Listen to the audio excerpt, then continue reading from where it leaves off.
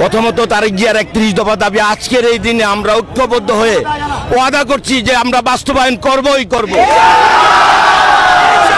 President Ziaur Rahman sir এই দলের প্রতিষ্ঠাতা, তারও মাফেরাত কামনা করি এবং আমাদের দেশ নেত্রী অসুস্থ আছে, তারও সুস্থতা কামনা করি।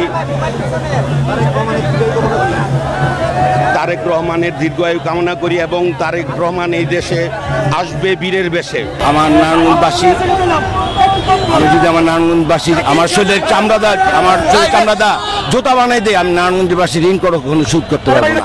আমরা রাজনৈতিকভাবে যে এই ধরনের হ্যাঁ প্রতিপন্ন হয়েছি শেখ হাসিনা গভর্নমেন্টের দ্বারা, আমাদের নেক্সট জেনারেশন এই ধরনের সম্মুখীন যেন না হয়, এই জন্য আমরা সর্বোচ্চ সব ধরনের ভূমিকা রাখবো। আর আমাদের নারায়ণগঞ্জে সন্ত্রাস মুক্ত এবং মাদক মুক্ত একটি সুন্দর সমাজ গড়ে তুলব ইনশাল্লাহ, সবার সহযোগিতা কামনা করি।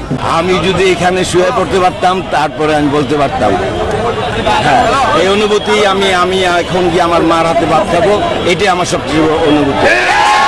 বাসীকে এই মেসেজ দিতে চাচ্ছি যে আমার দেশবাসী আজকে আমাদের নির্বাচন হবে।